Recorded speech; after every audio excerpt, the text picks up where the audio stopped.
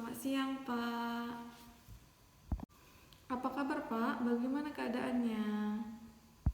Baik, perkenalkan, nama saya Retno, saya apoteker di rumah sakit ini. Apakah Bapak ada waktu sekitar 5-10 menit? Saya ingin menyampaikan informasi penggunaan obat Bapak supaya Bapak bisa lekas sembuh.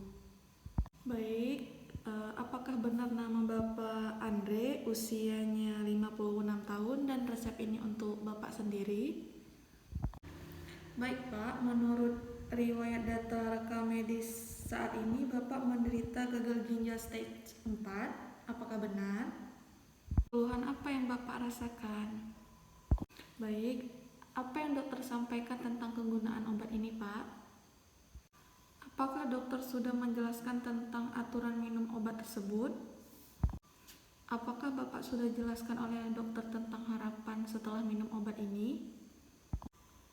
Iya benar, Pak, jika Bapak rutin meminum obat ini, diharapkan keluhan yang Bapak rasakan itu bisa berkurang dan mengatasi mual, muntah, dan rasa-rasa gatal yang Bapak alami pada saat ini.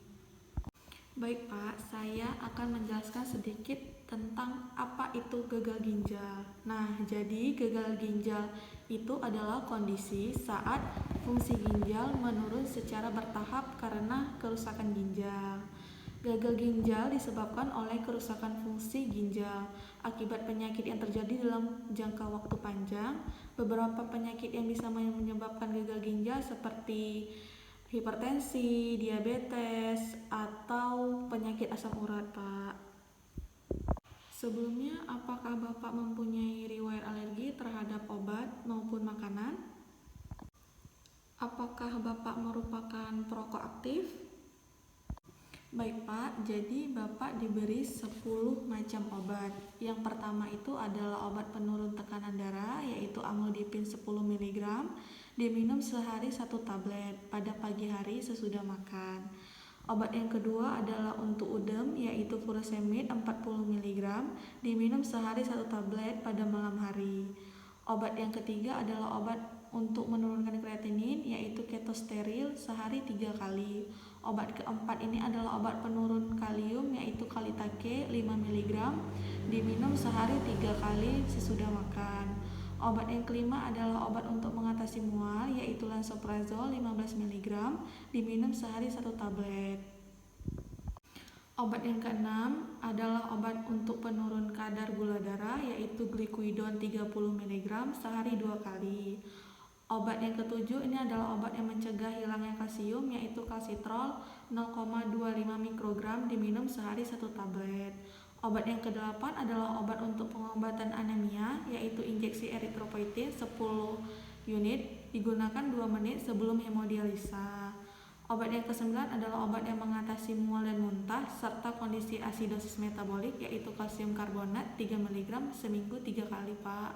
Obat yang ke-10 adalah obat untuk mengatasi gatal-gatal, yaitu loratadin 10 mg, diminum sehari 1 tablet, Pak.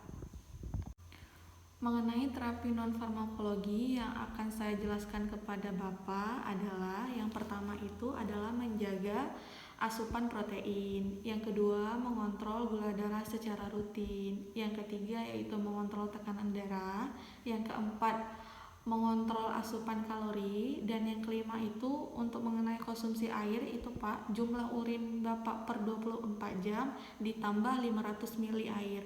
Itulah air yang akan Bapak minum dalam 1 hari. Mengenai expired date atau tanggal kadaluarsa obat, untuk obat amlodipin kadaluarsanya Agustus 2023, furosemid Februari 2024, ketosteril Maret 2023, kalitake Juni 2023, lansoprazol Januari 2022, glikuidon Juni 2023, kalsitriol Maret 2022, injeksi eritropoietin Januari 2022, kalsium karbonat April 2023, dan loratadin Juli 2023, Pak. Untuk menjamin keamanan dan khasiat dari obat yang Bapak gunakan, maka obat ini harus disimpan pada tempat yang kering serta wadah yang tertutup rapat dan disimpan obat pada suhu kamar agar terhindar dari sinar matahari langsung. Jika ada yang kurang jelas dari informasi yang sudah saya sampaikan barusan, Bapak dapat menanyakan atau dapat meminta saya untuk mengulang kembali bagian yang kurang jelas atau kurang paham. Baik Pak, mungkin itu saja yang dapat saya informasikan terkait pengobatan. Untuk memastikan pemahaman Bapak terhadap informasi yang sudah saya berikan, saya mohon Bapak untuk mengulang kembali informasinya. Sebelum saya akhiri, saya akan terlebih dahulu mendokumentasikan kegiatan konseling yang sudah dilakukan. Jadi saya minta kesediaan Bapak untuk mendatangani dokumen konseling ini sebagai bukti bahwa Bapak sudah memahami informasi yang saya berikan dalam konseling.